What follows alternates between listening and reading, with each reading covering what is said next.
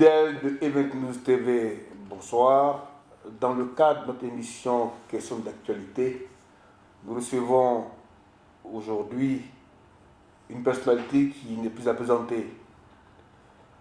Dr Boga Sako Gervais, pour ne pas le nommer, est enseignant-chercheur à l'Université de Bouaké, est membre et secrétaire exécutif de la Commission nationale des droits de l'homme en Côte d'Ivoire, auteur depuis 2011 de plusieurs ouvrages, président de la FIDOP, qui est la Fondation ivoirienne pour les droits de l'homme et la vie politique. Ce n'est pas important, c'est pas important de le dire, mais Dr Boga Sako, depuis 2010, est en exil en Europe, précisément en Italie. Dr Boga Sako, vous avez une très bonne mine. Merci. Visiblement, vous vivez l'exil doré. Ah non, l'exil ne peut jamais être doré, c'est pas possible. L'exil est une contrainte et c'est une souffrance, mais c'est aussi une école de formation. Et donc, l'exil permet de se ressourcer et de voir les situations à distance, de bien les jauger et puis de les attaquer à fond. Étant en exil, depuis le 10 juin 2011, il ne se passe pas de week-end où je sois statique. Je suis toujours en train de voyager en Europe et aux États-Unis pour parler de la situation de la Côte d'Ivoire. Parce que notre pays va très mal. Et à partir de là, l'exil nous permet de continuer le combat. Bien entendu, avec nos frères qui sont sur le pays, dans le pays, et nous continuons de nous battre pour que la Côte d'Ivoire revienne aux Ivoiriens et surtout qu'elle soit profitable à tous les Ivoiriens. Dr Boga Sako, comment va la FIDOP? La Fondation ivoirienne pour les droits de l'homme et la vie politique va très bien. Depuis que je suis en exil, j'en ai profité pour installer à peu près 11 délégations à travers l'Europe et les États-Unis. Et naturellement avec le bureau d'Abidjan. Mais le bureau d'Abidjan... Vous sentez ça pour la FIDOP? Oui, on peut dire ça comme cela, mais j'aurais aimé être dans mon pays pour pouvoir défendre à chaud tout le quotidien les droits de l'homme. Vous savez, quand le président Laurent Gbagbo était là, la FIDOP était plus active qu'aujourd'hui parce que je contribuais directement au respect des droits de l'homme dans le pays. Chaque fois qu'il y avait des violations des droits de l'homme, un agent de force de l'ordre qui a tiré sur un chauffeur de Baka, etc. Donc, écoutez, aujourd'hui, le monde tel qu'il évolue, les politiques seuls ne peuvent pas faire le monde. Il faut qu'il y ait une société civile forte pour que les gouvernants soient surveillés. En fait, le rôle de la société civile, les militants des droits de l'homme, c'est cela. Surveiller les gouvernants pour les amener à appliquer le respect des droits de l'homme. Donc, malheureusement, je suis en exil, mais on essaie de faire ce qu'on peut. Et tant que la Côte d'Ivoire sera dans cette situation-là, mais la FIDOP sera toujours virulente et active. Peut-on encore dire que Dr Boga Sako est de la société civile? D'aucuns disent que vous êtes partisan ou militant. Écoutez, sur quelle base on peut le dire? Tous les militants politiques en Côte d'Ivoire, ils le savent très bien. Quand le président Laurent Gbagbo était au pouvoir, il n'y a pas meilleure critique que le président Laurent Gbagbo. J'étais au journal de 20 heures partout en train de critiquer la gouvernance du président Laurent Gbagbo. Mais comme il était un bon démocrate, il ne me faisait pas poursuivre. Il ne nous faisait pas poursuivre à gauche ou à droite. Bien au contraire. Lorsque mes bureaux avaient été saccagés par la FESI, la Fédération estudiantine, le président de la République nous a envoyé des gardes du corps, si on le voulait, pour protéger nos bureaux, etc. Voilà un démocrate qu'on critique, il est chef de l'État, on le critique, et il s'est même déplacé le 17 mai 2007 pour venir à nos bureaux de la FIDOP qui avait été saccagée, de même qu'à la Ligue ivoirienne des droits de l'homme, à la LIDO. J'étais épaté par cela. Mais aujourd'hui, critiquer celui qui dirige. Vous allez voir si les dozos ne vous ont pas visité ou alors les FRC mutins bizarres. On va revenir à la TT ivoirienne au jour d'aujourd'hui. Tout à fait. Dr Boga Sako, quel commentaire la FIDOP a de la situation des événements en Côte d'Ivoire? De la mutinerie pour ne pas... Écoutez, c'est triste pour notre pays. Je le dis avec beaucoup de peine. Je pense que si Event News m'a fait l'amitié de m'inviter à ce plateau, c'est un peu parce que... Pour nous, c'est un honneur. Merci beaucoup. Et puis pour moi aussi, un honneur parce que c'est partagé. J'ai beaucoup de plaisir à travailler avec vous parce que je suis là et je suis fier de ce que vous faites. On n'a plus aujourd'hui de médias. Même la RTI est accaparée par les dirigeants. Il faut veiller à ce qu'il y ait le libéralisme dans la presse, dans la communication. Parce qu'un gouvernant qui ne se fait pas surveiller par les médias, par la société civile, c'est un dictateur. Mais je vais plus loin. Et je veux dire que la situation est très grave et elle est triste. Je veux dire finalement que la Côte d'Ivoire est prise en otage. Et en tant que militant des droits de l'homme, mais je condamne cette mutinerie. Mais je condamne toutes les mutineries. Mais comme je condamne aussi les coups d'État. Parce qu'au fond, c'est ce qui nous a envoyés aujourd'hui en exil. Alors, regardez ce qui se passe. On nous parle de mutinerie, mais lisons très clairement, cher monsieur Edouard Niabri, lisons très clairement ce qui se passe. Cette mutinerie-là, on a l'impression que c'est un beau montage. Mais selon vous, il s'agit de quoi? Vous qui êtes un vrai observateur. Oui, je puis dire de quoi? de deux choses l'une. J'ai une analyse qui a 2 points simplement. Soit ces mutins, en réalité, ils sont instrumentalisés. Ou alors c'est un bon montage. Ou alors, j'allais dire, c'est une escroquerie morale de la société ivoirienne. C'est-à-dire que, oui, M. Ouattara, il sait très bien le deal qu'il a tissé avec ces jeunes-là. Et à partir du moment où il ne peut pas régler la note pour faire payer cela aux Ivoiriens, mais il faut que ces enfants-là se soulèvent. Il faut qu'ils tirent un peu en l'air. Il faut qu'ils cassent un peu partout. Donc nous, on a l'impression que c'est une mutinerie réelle. Mais au fond, ce sont ceux qui les ont utilisés hier qui les montent. La preuve. Ah ouais? Oui, c'est ce que je pense. Oui, mais c'est tout à fait juste puisque... Mais regardez très bien. Alors, M. Ouattara n'est plus aussi puissant. Des mutins vont agir comme cela. La justice ne travaille pas, on ne les poursuit pas, on ne les convoque pas, rien du tout. De deux choses l'une. Ou bien c'est vous qui les avez montés. Donc, en fait, pour justifier la sortie de l'argent des Ivoiriens, on pousse les enfants pour dire, écoutez, faites du grabuge, parce que moi, je ne peux pas vous payer comme cela, ce serait trop facile. Le cacao, il n'est pas payé comme il faut, les fonctionnaires commencent à revendiquer, au nom de quoi je prendrai l'argent tranquillement pour vous donner. Or, si vous dérangez, vous traumatisez le pays, vous me donnez le prétexte de vous payer. Première analyse. Donc, selon vous, Dr Bogassako, le pouvoir en place favorise ou alors instrumentalise. Je dis que c'est un bon montage. Et c'est cela que j'appelle ça une escroquerie morale de la société ivoirienne. Et donc je pense que ce sont ceux qui ont utilisé les enfants hier qui nous bernent.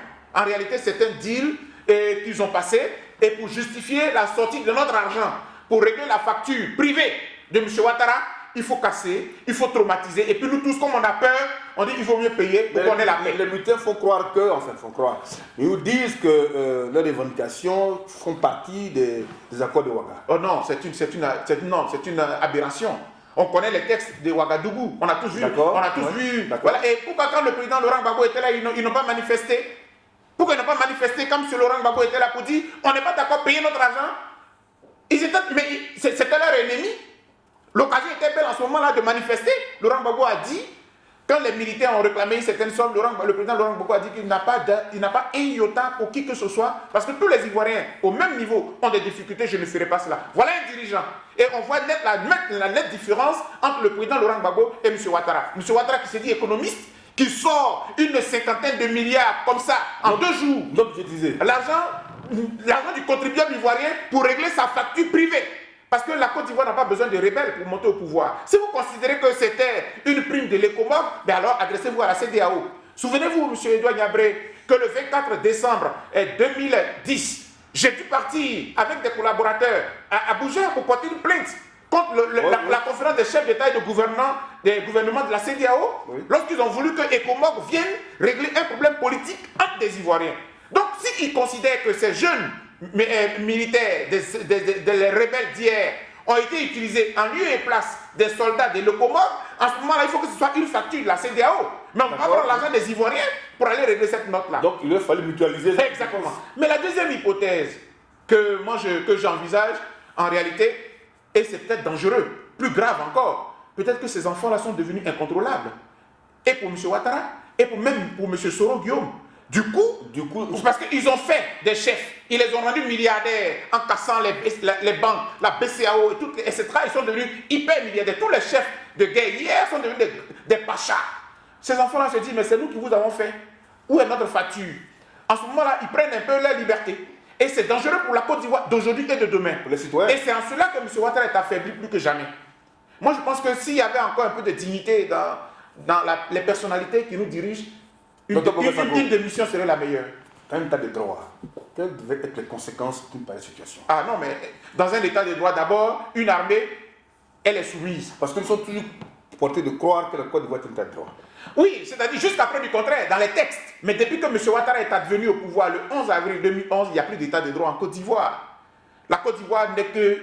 Excusez-moi, mais ressemble un peu à une république bananière, où le dirigeant lui-même dit qu'il fait du rattrapage ethnique.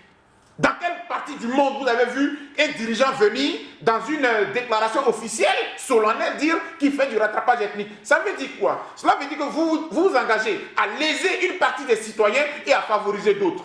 À favoriser des mutins qui vous ont porté au pouvoir et à léser les forces de défense et de sécurité, les policiers, les gendarmes, les militaires qui ont les difficultés au quotidien. Vous les banalisez et vous payez des dozos, vous payez des mercenaires, des gens qui vous ont porté au pouvoir. Je pense que c'est tellement ahurissant et c'est la preuve patente là, d'un échec de gouvernance. Je pense que M. Ouattara aurait pu démissionner. Il aurait pu démissionner pour avoir un peu de dignité. Il aurait pu démissionner pour avoir un peu de dignité. Parce qu'à cette allure-là, je me demande, c'est quelle porte de sortie qui lui reste? À vous demander au pouvoir de démissionner. Même M. Ouattara aurait pu démissionner. C'est-à-dire qu'on n'a pas besoin de le lui dire. C'est-à-dire que là, il est tenu en laisse par des jeunes, des enfants. Vous n'êtes pas d'accord, ils vont tirer en l'air tous les matins. Les opérateurs économiques vont fuir la Côte d'Ivoire. La Côte d'Ivoire était devenue un Far West. Mais ça en a l'air. Ça en a l'air. Parce que l'itinéraire, c'est à répétition. On tire à Boaké, on tire à Abidjan, quand on n'est pas content, on tire, on fait ce qu'on veut. Et lorsque les fonctionnaires manifestent, on les poursuit, on les jette en prison, on menace de les enfermer. Quand les étudiants ne sont pas contents, on menace, on enferme des étudiants. Regardez un peu tous les partisans de M. Laurent Gbagbo qui sont en prison. On dit oui, atteinte à l'ordre public. Mais diantre, ces gens-là, ils ont perturbé l'ordre public pendant 4 jours, 5 jours. Où était le président de la République? Où il était? Où était le chef de l'État Ouattara? Donc c'est tellement que vous faites dire que c'est une connivence. Non mais évidemment, c'est un deal. Pour justifier la sortie de ces milliards, faites du grabuge. Mais de grâce, ne tuez pas. Cette fois-ci, malheureusement, il y a eu des morts. Et je profite de l'occasion pour m'incliner devant les dépouilles de ces personnes qui ont péri. Parce que la Côte d'Ivoire n'a pas besoin de cela. Je pense que M. Ouattara doit avoir le courage de bien s'entendre avec ces mutins et ces rebelles d'hier. Vous vous entendez? Débrouillez-vous, mais laissez les Ivoiriens vivre tranquilles. Dr Bokasako, la mutinerie a révélé qu'il y a eu des caches d'armes dans le domicile privé du bras droit de M. Soro Guillaume. Le ministre de la Défense a diligenté, par le gouvernement, une enquête. Et visiblement, le président de la République également, M. Soro Guillaume, a demandé qu'on ait une enquête parlementaire. Quel est le commentaire de la FIDOP? Je vous vois sourire. Ouais, je souris. C'est assez sérieux, vous ne voulez pas non, sourire. Mais... non, je souris parce que les caches d'armes... Parce que je souris parce que, en fait, je ne sais pas comment le voleur peut lui-même mener l'enquête du vol qu'il a commis. C'est malheureux. C'est en Côte d'Ivoire qu'on peut voir cela. C'est-à-dire le voleur, il vole et puis c'est à lui qu'on confie l'enquête sur le vol qui a été commis par lui-même. C'est ridicule. Ils vont se faire non, mais c'est ridicule. Ils vont se faire arracher. Mais c'est ridicule. Non, mais c'est ridicule. Regardez un peu. Et même au Parlement, celui qui est le président de la commission chargée des affaires sécuritaires, je vois M. Sidiki Konaté, c'est un chef rebelle qui est un patron d'une commission d'enquête. Écoutez, alors, je pense que les Ivoiriens ont besoin de mieux que cela. D'accord. Voilà, les Ivoiriens ont besoin de mieux que cela. Cette enquête ne va rien donner. Ce qui est certain, c'est que ce que cela révèle, le danger, c'est que il y a beaucoup de chefs de guerre qui ont des caches d'armes. C'est vrai qu'aujourd'hui, on parle de ce qu'on a découvert. Vous pensez? Oui, si on a découvert chez M. Soul Toussoul, mais je suis en droit de penser qu'il y en a certainement aussi chez M. Watao, bien caché, chez M. Chérif Ousmane, bien caché. On peut bien caché, si c'était bien caché, on ne pas de gouvernement comme ça aussi. Non, ouais, mais ceux qui sont allés chez M. Soul Toussoul, ils savaient le secret. Ah d'accord, ok. Non, certainement. D'accord. Donc, c'est que nous, on appelle cache d'armes parce que vous et moi, on ne sait pas où ça se trouve. Mais entre eux, ils savent. Parce que quand ils ont pris, quand ils ont renversé le président Laurent Gbagbo grâce à la France, le 11 avril 2011, mais toutes les armes que le président Laurent Gbagbo avait achetées pour la Côte d'Ivoire et qu'il n'a pas voulu utiliser, parce qu'il se disait qu'en fait, il n'est pas en guerre contre M. Ouattara à l'hôtel du Golfe. Donc, qu'est-ce qu'il fait? Il ne veut pas le bombarder, il ne veut pas attaquer. Donc, qu'est-ce qui se passe? Quand ils ont pris le pouvoir, ils nous avaient présenté des images au palais présidentiel, les armes et tout cela. Où cela se trouve? Tout cela se trouve où? Mais entre les mains de rebelles. Mais c'est un danger pour la Côte d'Ivoire, pour 5 ans, pour 10 ans, pour 15 ans. C'est-à-dire qu'ils sont en train de rendre la Côte d'Ivoire ingouvernable sur encore des décennies. Et c'est un danger. Justement, selon moi, je pense, quel lendemain donc, pour cette mutinerie? Est-ce qu'il faut craindre qu'il y ait une mutinerie en préparation, en gestation, Parce que visiblement, comme vous dites tout à l'heure, oui. les jeunes mutins se sont rendus compte que pour avoir ce qu'ils veulent, il faut juste qu'ils prennent des armes. Mais écoutez, il leur reste encore une dernière partie. Je crois que ça a été fixé au mois de juin. Là, ils ont reçu maintenant 10 millions. Il leur reste 2 millions chacun sur les 8400 qu'ils sont pour le mois de juin. Et donc, M. Ouattara doit prier pour avoir les milliards qu'il faut pour payer cela, sans que cela... Mais comme on connaît maintenant la technique, parce que, tenez-vous bien, dans les jours qui arrivent, les fonctionnaires, les autres corps de métier, les autres corps de la société vont commencer à revendiquer.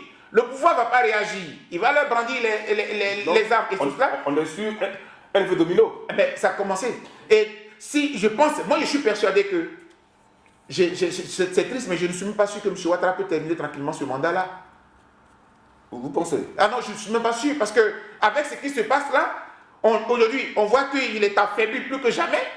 On voit qu'il n'a même plus de personnalité, il n'a même plus d'autorité. Parce que tenez-vous bien, moi je souris un peu. Parce que cette promesse à ces jeunes, c'est lui qui l'avait faite.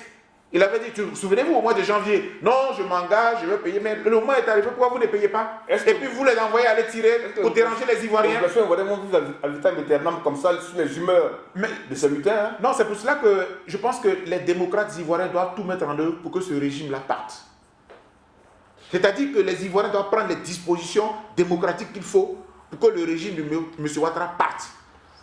Et à partir de là, je pense qu'une Côte d'Ivoire nouvelle... M. Ouattara a été réélu en 2015. Oui, il a été réélu comment? Vous savez très bien comment ça s'est passé, cette élection-là, qui a été boycottée par une grande partie des Ivoiriens et tout cela. Mais depuis 2011, les élections qui se passent en Côte d'Ivoire sont des élections anti-démocratiques. Donc M. Ouattara, il fait ce qu'il veut, mais voilà, on comprend aujourd'hui que ceux sur qui il comptait pour faire ce qu'il veut sont en train aujourd'hui de lui dire en fait qu'il est très limité, son pouvoir est limité.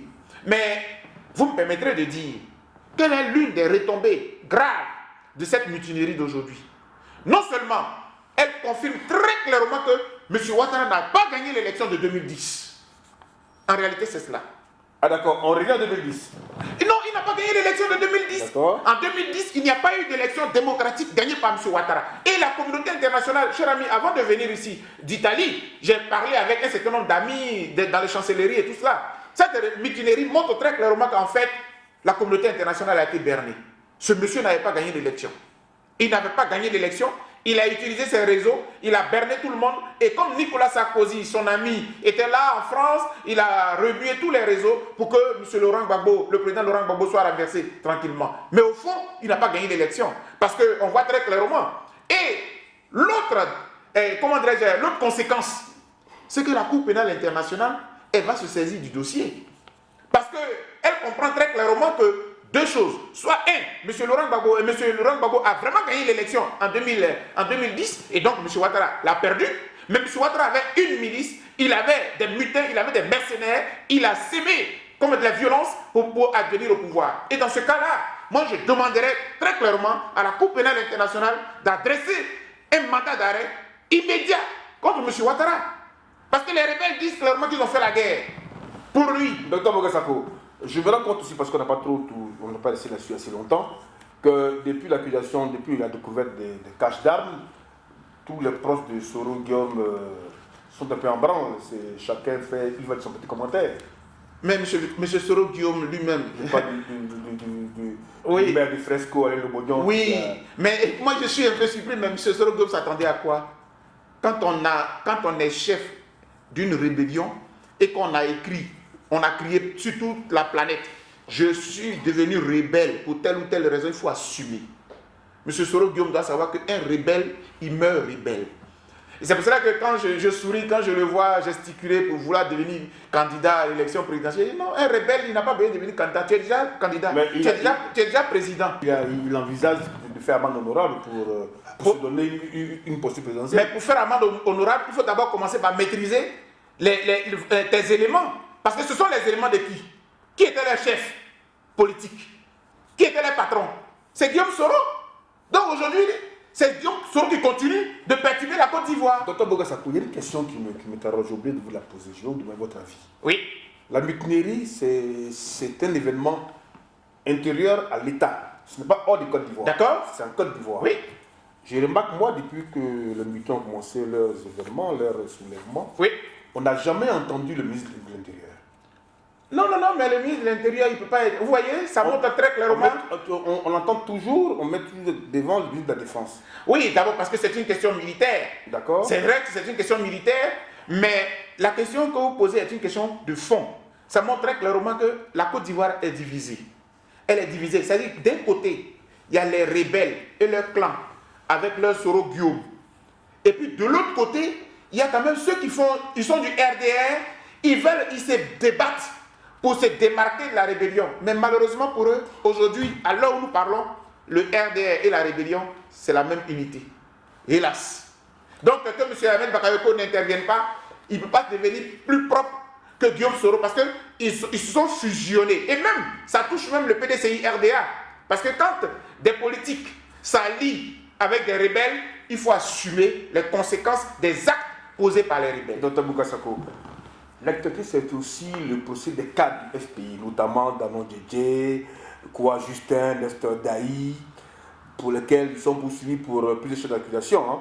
Rébellion, atteinte à la sécurité de l'État, ouvert aujourd'hui même. Oui. Il se trouve que le procureur a demandé le report. Quel est l'avis de la FIDOP?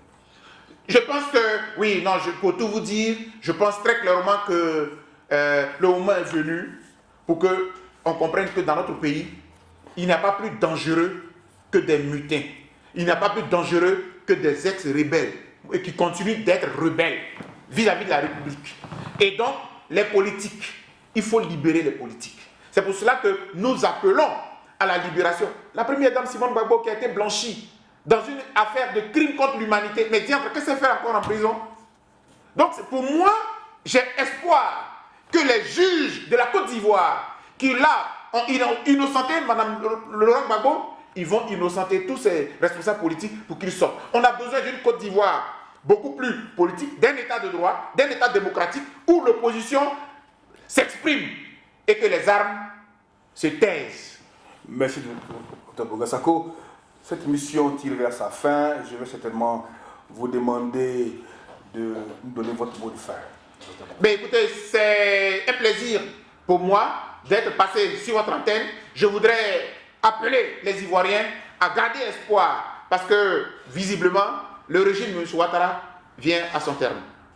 Je vous remercie d'avoir suivi attentivement le très éloquent Dr Bougassako qui, quand je parle avec lui, je connais toujours la touche de l'enseignant, du professeur. Merci. Qui a toujours des débats de très haute volée, de haute portée. Je vous remercie de passer nous voir et d'avoir entretenu les Ivoiriens sur la situation de la Côte d'Ivoire. Chers téléspectateurs, vous pouvez maintenant votre télévision pour vaquer à d'autres occupations. À une prochaine émission. Au revoir.